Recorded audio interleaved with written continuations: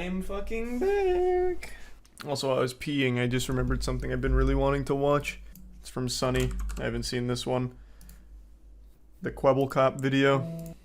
April 2000. I remember Kwebbelkop from a very long time ago. This guy used to be like one of the biggest when it comes to like gameplay videos and shit. And I hadn't thought of him in years. And I saw Sunny post this and just kept forgetting to watch it. And then as I was peeing, I saw it come up again. So I really want to see what happened. I checked his channel. Like, he still gets April 2021. like views. He has an audience, but I would wager a guess he's lost like 90% or 95% of his total viewer base.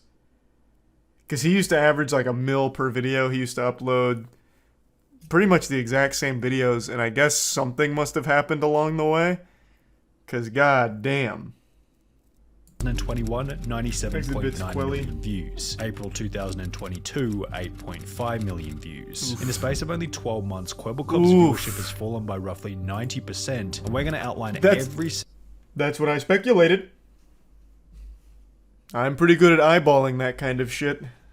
Single mistake made, which has brought him to this unfortunate point. Now, to cut Kwebbelkop, aka Geordie, a little bit of slack, we need to specify that because he's a gaming YouTuber, some of this decline has actually been out of his control. We've explained in past videos that gaming YouTubers often have a very volatile career, as their view count is directly tied to the popularity of whatever game they happen to be playing. True. That's we a can good see point this from trend Sunny. when looking at Kwebbelkop's best month ever back in August 2019, when his channel would achieve a monthly viewership of 166 million. At the time, Minecraft was coming back into the mainstream, bolstering Kwebbelkop's content, whilst Fortnite was still in its prime YouTuber phase, giving him countless opportunities for fresh new videos. Since Geordie had no control over the popularity of these games, you might go ahead and call this an element of luck. However, almost everything else which was bringing in these 166 million views had been a result of Kwebbelkop's actions. For example, Geordie was a master at collaborating with other YouTubers. I'm a YouTuber. I want to know more YouTubers. I want to get to know all the YouTubers. I want my friends to be YouTubers or people that are doing similar stuff. God, that sounds miserable.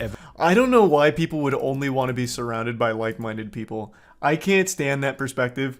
I think it's becoming more and more prevalent where people only want to be friends with everyone that shares the exact same opinions of them, and they can't be friends with people that think differently. Like, why would you want to be around people that are just like in the same career path, the same fucking thoughts as you, basically just like a goddamn clone of yourself? That sounds miserable. Just to always be locked in your own little echo chamber of sycophantic yes men. Like, it's just, ugh. I think that'd just be miserable. I really do. Evident after forming a YouTube trio known as Robust, which included Kwebbelkop alongside two other familiar faces, Jelly and Slogo Man. Kwebbelkop explained that his first viral video with over 14 million views was him, Jelly, and Slogo simply messing around on GTA 5. As their relationship strengthened, a video where Kwebbelkop simply met Jelly in real life for the first time gained over 12 million views. The trio were even picked up by PewDiePie's YouTube network Revel Mode, alongside Markiplier and Jacksepticeye, with a subscriber count of Kwebbelkop, Jelly, and Slogo being the best piece of evidence for the success they'd find as a trio. In addition to— How are the other two doing? Before we go on, I don't know the other two. I haven't heard of Jelly or Slogo. Let's take a peek. April 2000. Let's see if it's just Kwebbelkop.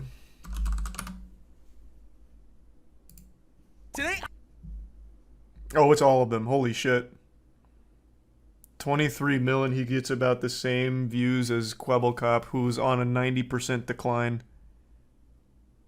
Actually, less than Kwebbelkop. God damn. So it really just must be a thing of like the games aren't as popular anymore, unless they really did something that ruined them. So far out of the three of them, it seems like Slogo's doing the best, and yet Slogo has the lowest amount of subs out of the group. People grow up. True, that's a big problem with making kids content. Your audience grows up like pretty quickly. I feel like things you watch when you're 14, you stop watching by the time you're like 16, maybe. But there's always going to be new kids coming into the mix. So you would always expect it to constantly like refresh itself, but I guess sometimes it just doesn't. Or again, maybe something happened with this whole group. Not far enough, I was just curious. Kind of skipping ahead here in the manga.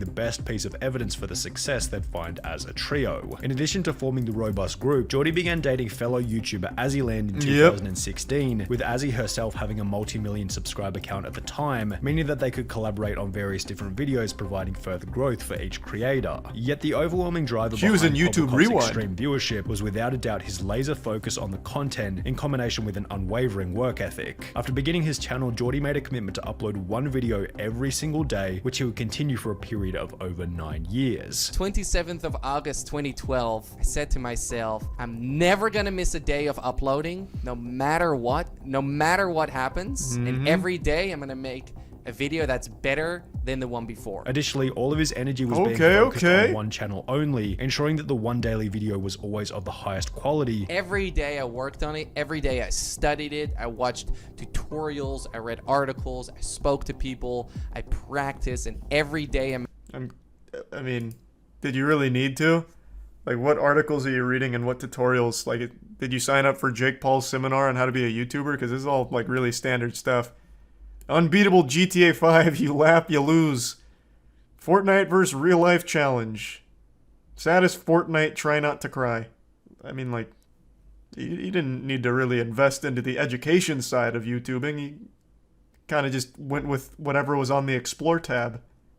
Quality. Every day I worked on it, every day I studied it, I watched tutorials, I read articles, I spoke to people, I practiced, and every day I made new videos. And within this daily upload, it was obvious that Kwebbelkop's goal was to ensure the most optimal experience for the audience. I was making videos that my audience loved watching, right? So I asked myself, what does my audience love the most? Each of those clips from Kwebbelkop's discussion on the Legitimately Watchtime podcast also displayed just how switched on he was in terms of personal super development high energy. and the correct attitude required in order to grow Everything a else is successful secondary. YouTube channel. So if he had the correct attitude and mindset in order, why after 5 years of gaining an extremely consistent 100 million views per month, did this number drop to between 5 and 15 million over the course of only a year? Well, in order to answer that question, let's begin by looking at a Twitter post made by Kwebbelkop in early 2020. Before things go any further, I want to address the rumors. After 3.5 years of being together, Azzy and I recently broke up. I have nothing but love and respect for this beautiful, smart, and caring woman. Please respect our privacy, thank you, which was accompanied by a video approximately 1 year later, conveniently just Pretty before good his post views about began it, to I suppose. decline, explaining No the reason problems there. behind their breakup. Why did you guys break up? Well, as you guys might know, I'm from Amsterdam, the Netherlands, and Azzy is from Canada. And it was a long distance relationship. Once the honeymoon phase was over, we realized that we're two people from completely different places. However, it would still be a little far-fetched to blame Kwebbelkop's decline in viewership on nothing but this separation. Sure, he had one Didn't less they live together?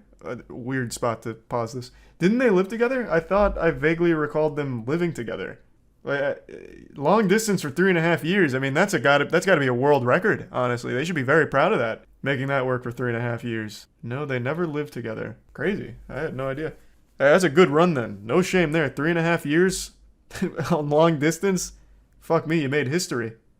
Person to collaborate and make videos with. However, if we take the date of Geordie's separation announcement, March 2020, and place it alongside his view count at the time, he actually went up in views after breaking up with Azzyland. Of course, there were other factors at play during this time, such as people being at home and therefore watching more YouTube due to the pandemic, yet as an overall, the data doesn't really suggest that this breakup had much of an impact on his eventual decline in views. However, it wasn't only Azzyland that Kwebbelkop would stop making videos with. After 5 years of filming together, the robust trio being Kwebbelkop, Jelly, and Slogo would also slowly disintegrate. Oh no! Instead of playing with Geordie, who was busy making various reaction videos, Jelly and Slogo replaced him with a different YouTuber by the name of Crainer, which was noticed by fans on Reddit. The last thing I remember was that Kwebbelkop was playing Minecraft with Jelly and Slogo Man in Robust Town. Now everything has changed. Jelly and Slogo Man replaced Kwebbelkop with Crainer in a new Minecraft server. Kwebbelkop made his own solo play, and right at this moment he's only doing reaction videos. What is going on? Anyone got the explanation for it? Why is he now not playing with his friends anymore? Why isn't he playing games anymore? Is he gonna— How's Crainer doing? We got a new player into the mix here. Did Crainer take over Kwebbelkop's title? His throne? About the same as the others. They're all kind of in the exact same area code here. gonna maintain it like this, or will he come back to his own self again? First he took down the vlogs, but then he stopped playing with friends. As this became an increasingly common discussion in Geordie's comments section, he'd upload a video titled Why I Left Jelly and Slogo, explaining that— That's the exact same thumbnail from the Azzyland breakup. This man only has one sad face? Come on. You studied articles. You read books or whatever about YouTubing. You know you've got to switch up the crying thumbnail. This one should have at least had like one of these. Maybe like the shocked face. Like, you can't keep reusing this shit, Kwebbelkop. I see what's gone wrong here. Unbelievable. That as a result of making video after video with the group, each of which following a similar narrative, Kwebbelkop felt as though he wasn't growing due to a lack of creativity. I saw that my creativity was running out. I was just doing things with the group. I was going into that direction. I realized that I stopped growing as a person and that I just stagnated in life, and I was just doing the same thing. Geordie also explained that at around the same point in time, he'd become depressed, which made him feel as though he was holding the group back. I ended up getting a depression, which I've never, ever said anywhere publicly, but it was also holding them back because I couldn't give them the energy that they needed to make these videos good. And as a result, he began to participate in fewer and fewer recordings. It wasn't a clear-cut, bye guys, see you tomorrow, and instead it was me joining less and fewer recordings. From this point onwards, Kwebbelkop was no longer making videos with the group, which had helped him to become so successful in the first place. He then began I don't think it was the with a new group. YouTuber going by the name of Tiger, yet this would also end in another bit of drama. Me and Kwebbelkop got into a fight, and after this fight I was pretty much left with nothing. Kwebbelkop found Tiger when he was still a small YouTuber, and while the details aren't public, it seemed as though Kwebbelkop offered guidance and growth to Tiger in exchange for part or full ownership of the channel. I'm like, this guy could be a really big YouTuber. If I would coach him a little bit, he has so much talent. Now this went exactly as planned in the beginning. They started playing together. Okay, that's kind of fucked up. I've never heard of something like that. 2 million views per month to 20 million views per month. However, at around the same point in time, Tiger randomly stopped uploading altogether. 2 months later, Tiger would upload a video on a different channel titled Why I Left Kwebbelkop and Tiger. Man, they're getting so much mileage out of this crying face from Kwebbelkop. That shit is being used and abused in every single fucking thumbnail here ever. My god. I will say though, one of his reasons for leaving that group is because he couldn't be as creative as he wanted to be.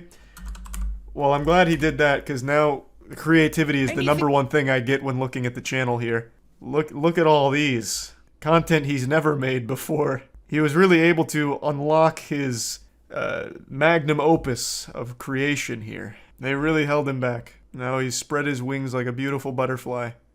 Explaining that he couldn't talk about what had happened with the channel. And I'm not gonna get too much into who was in the right or who was in the wrong, because I can't. But he was no longer friends Why? with Do it. Everyone is asking the same thing. Why are you not uploading to Tiger, and what happened between you and Kwebbelkop? Well guys, it essentially boils down to one thing, and that is that me and Kwebbelkop are actually no longer friends. I feel hurt, I feel disappointed, I feel betrayed, and most of all, I feel forgotten. What would become obvious later was that somehow Kwebbelkop had claimed ownership over Tiger's channel, as he would upload a video where he had cloned Tiger's voice and attached it to an AI, which would provoke another response from Tiger, who was once again insulted by Geordie's actions. He made this cartoon character, loaned my voice, and put it on the Tiger channel. Listen, Geordie, this cartoon version of you might be your best friend, but I'm not your best friend, okay? I'm not even your friend. And after Tiger... That's wild. Hold on, I want to see that. So he did a VTuber for this now? Oh, Liger. Oh wait, no, this is his new channel. Oh, he must have deleted the other one. Man made a VTuber and an AI speech pattern for him? Bro, that's evil genius right there. That's Galaxy Brain. What is the channel down? Does anyone know for sure? Thanks for some dish in the Prime Funky. Man isekai'd him as a VTuber. Yeah. Nah, it's there. Sort by channel. How about this? Tiger GTA 5. Okay, you're right. It just didn't come up from typing in Tiger. I wonder why. Today will be... Okay. It looks like he's not doing it anymore. He must have deleted the video. Damn, that's a shame. I would have liked to see that in its entirety. I bet that looked amazing. Tiger called him out, Kwebbelkop seemed to panic as he would delete every video featuring the AI Tiger clone. The two would make up on Twitter with Geordie stating, "Life is too short to have enemies," yet shortly thereafter Kwebbelkop would end their exchange by blocking Tiger on Twitter. But then for some reason, Nice. my man decided to block me. But you know what, man? I don't care. What's most interesting about this whole interaction is that it Get correlates fucked, I guess. perfectly with the point at which Kwebbelkop's views began to decline rapidly. However, the reason for the impending decline wasn't the drama itself, but rather one discovery made by Geordie throughout the conflict with Tiger, being that he could make an AI character to act as a real person. One of the biggest lessons I've learned in business is that pretty much everything you dream is possible. Cloning yourself, Inspirational. 4 years ago, I was in the middle of a burnout, made 3 videos per day and streamed 2 to 3 hours per day. I wished I could clone myself, so I did. What Kwebbelkop is referring to in this Twitter thread is a channel he launched 1 month after the drama with Tiger, which posts gaming videos and uses an AI character as the main personality within the videos. Now, there's nothing wrong with anyone beginning a second channel, but when looking at the numbers, VTubing? it's obvious that this new AI channel going by the name of Blue was seriously fragmenting Geordie's attention on the main channel. It was launched in May 2021 and began to do 4 million views per month instantly, yet if we look at the Kwebbelkop channel, May 2021 was also the point at which his viewership declined from an average of 100 million views per month to 60 million views per month. Kwebbelkop began to celebrate the strides that his AI channel was doing, yet he also seemed completely oblivious to the massive decline that was happening on his main channel. His average monthly viewership was down by 40 million on Kwebbelkop while he was celebrating 4 million views a month on Blue. It was the very definition of the man who chases 2 rabbits catches neither, and this decline on the main channel such a good brought about expression. further changes, which would ultimately I've make always things liked that even one. worse. Kwebbelkop would upload a video titled "My Most Important Video" with "I quit" in the thumbnail, explaining that he was no longer enjoying YouTube. I'm having a hard time being creative. I'm having a hard time having fun in my job. I'm having a hard time sleep. I'm always goodness. worrying about YouTube, always thinking Just play some more about GTA. YouTube. I'm not enjoying it as much as I was before. Before going on to state that after 10 years he was discontinuing the daily uploads. That's why after 10 years of making daily videos, I quit. I quit making daily videos. Kwebbelkop would finish the video by stating that starting from today, he planned on making top quality content that the audience wanted to see. Starting today, from now on, you can expect my next video to be top notch, to be really and he delivered. flipping good, to be exactly Yes. what you want to see. Yet the first 3 Fuck yes! Yes! And this is what I wanted to see! Upgrading the slowest to fastest animal in GTA 5! Whee! I've always wanted to know! videos posted in the days that followed were him bragging about his $10,000 dog, then him bragging about his custom orange G. $10,000 dog? What did this man buy? Goddamn Chimera? What kind of dog is 10 grand? Okay, so then he started flexing, okay? That's always the signs of insecurity and desperation coming in. Wagon, then him bragging about his $7.5 million penthouse apartment. Uh-oh. Welcome to my $7.5 million penthouse tour. Let's see if this video can hit 100,000 likes. And it's just like, Did it work? It was 5 months ago. Where are we at? Or 6 months ago. Welcome to Fuck! What is Kwebbelkop's community called? His audience? Cops and robbers? What are you doing? Only 35K? Now we'll never get to see more of his $7.5 million penthouse. Quebble flops.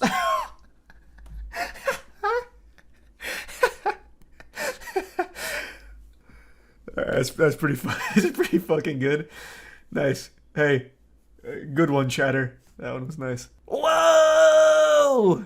A piano with a Star Wars blaster poking out. What is this? A telescope? What the fuck is this?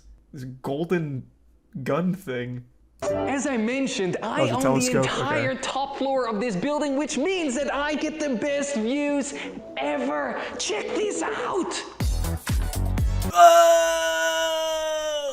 Man, that's a lot of Mickey Mouses around here. What the fuck? Is this guy a Disney adult? This video. Everyone looks like they're having so much fun. I'm just taking a brief tour here, if you don't mind. Oh man, look at all those fragrances. Ah, Terre de Hermes. This one's a replica. This one's not even the original. Okay, pour much? Yikes. Not even authentic. Why is this the most replayed? Because of this jar of urine? Oh, it's actually not this. It's the shower. You perverts. You Quebble flops. Ew. Perverts. I wanted to see him take a shower. Have some respect.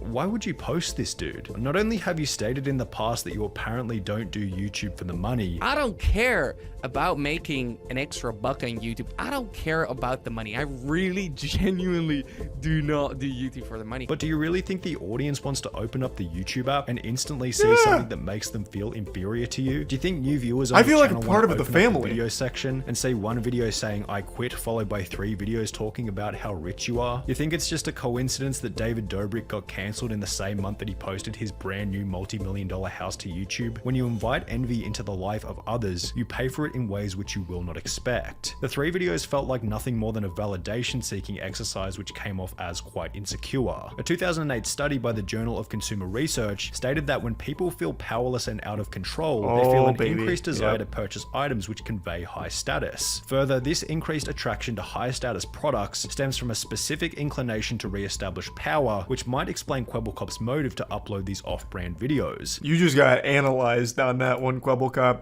That is super true, though. You see this shit happen a lot with, I guess not necessarily streamers, because I don't think there's any, like, big streamers that have fully fallen off yet. But I've seen this on YouTube a few times with some of the big boys. Take, for example, like, Rice Gum. Though most of his content was built around flexing from the start, it obviously only had a shelf life of however many years he was on there for. I don't even remember now.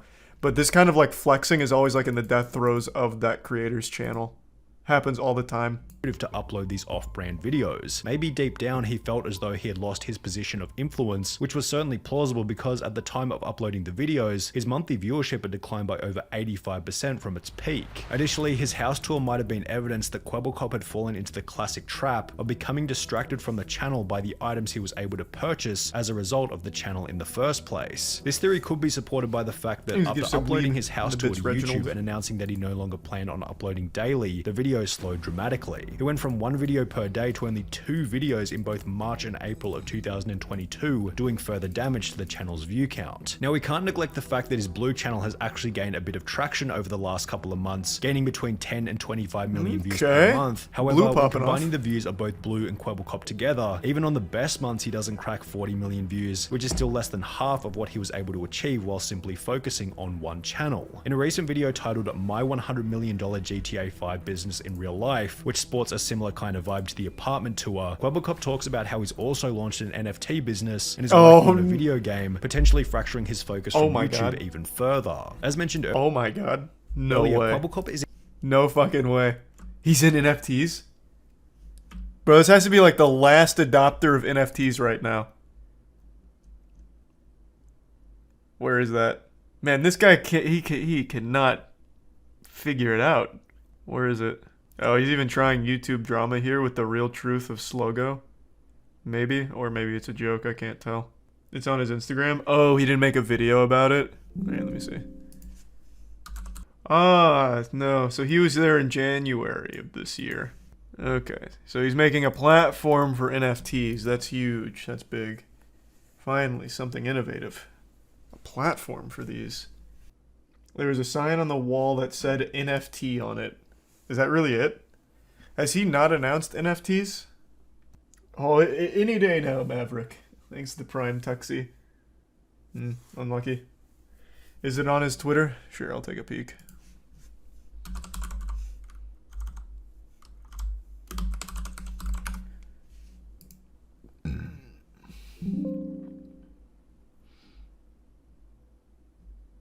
Hey, he met Speed. Speed looks really happy to meet him. Where is the NFTs at? A TikTok Trends newsletter. It's not an NFT. He even used the word free there. That's never associated with NFTs. Okay. I'm just, you know, since I can't find it, I'm just going to assume he has nothing to do with NFTs at the moment. Is extremely switched on in terms of how to build and run a successful YouTube channel, although as a whole there are 2 obvious problems that need to be solved. The first problem, which thankfully is relatively easy to fix, is one relating to ego. Geordie, I know how much we as males love to brag. It's written in our DNA to talk endlessly about how good we are, but you have to resist the urge to do so. Proclaiming your high status by posting videos of your G-Wagon and multi-million-dollar home ironically does the opposite of what you want it to, as your audience doesn't want to follow someone that needs to be validated in any way, shape, or form. The I second disagree. problem is a little I mean, I harder think to he's solve as it fucking requires awesome. either more sacrifice or time, and I could be wrong altogether with this second problem because I'm not sure what kind of numbers your other businesses are doing, but your focus is clearly fragmented, or maybe you have too many things to focus on. You claim to have between 50 and 100 employees. I'm running a business with I don't know how many employees. Anywhere from 50 to 100 employees work here. Yet your views are significantly below where they were during any other year since 2016. The potential inefficiency of He this pays was them an also exposure. noticed by some of the sidemen. So Kwebbelkop has basically tweeted out saying that he spends on average 14 days and 14 editors. Oh, is this it? Let me see.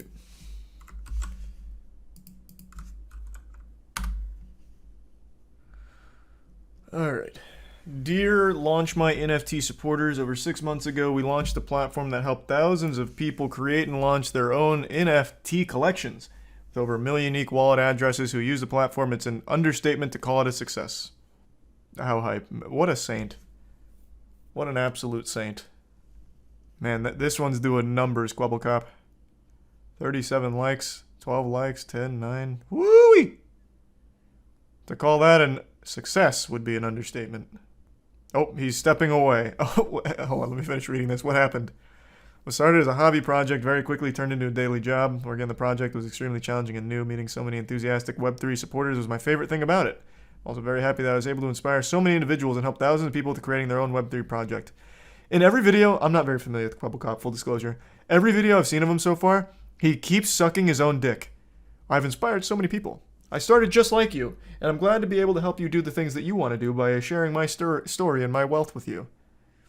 This is a guy who clearly has a very strong opinion of himself and the good deeds he thinks he does. Interesting. During these past months, I realized how much more the Web3 and metaverse space needs to grow before we can actually live in it. A lot needs to be built. This future we all dream about needs to be realized, else it'll stay a dream forever. This is why I'm stepping away from Launch My NFT. I have a lot of faith in my team, and I'm certain that the future for the project is bright, in all honesty. They don't need me anymore. Thank you to everyone who I've worked alongside. It was fantastic. Thank you for everything. Let's turn this metaverse into a reality. Let's take a peek. How's Launch My NFT doing? The largest NFT launchpad. It's so weird. Every single NFT adjacent site claims that they are the largest. 11K followers on Twitter. They might very well be the largest. God damn. They call their community the Launchies. Good morning, Launchies. Cool, cool, cool. Nice. Make one video. Instantly, I'm thinking your team or your process is incredibly inefficient. And while the one step back for two steps forward mentality is a great thing to have, something feels off with the numbers. Maybe you're just bragging about employing way more people than you actually do, and if this is the case, it's just another piece of evidence for the previous point. Quit with the bragging. It's not necessary and adds no value to anything at any point in time. When you appeared on the Watch Time podcast with MoistCr1TiKaL, one very mature thing that you said was that you appreciate when your YouTuber friends call you out on things. So while I was probably a little bit harsh in this video, hopefully it can provide some genuine tough love feedback about where you can improve going into the future. Alright, well that was very interesting. Wow. So, that was bad. I had no idea Kwebbelkop was that shady, to say the least. Can't say I agree with literally anything he's doing right now. Not a single fucking thing. He replied in the comments. April 2020. Where? Okay, let's just Control F. My god, this guy can't even get the top comment here. There we go.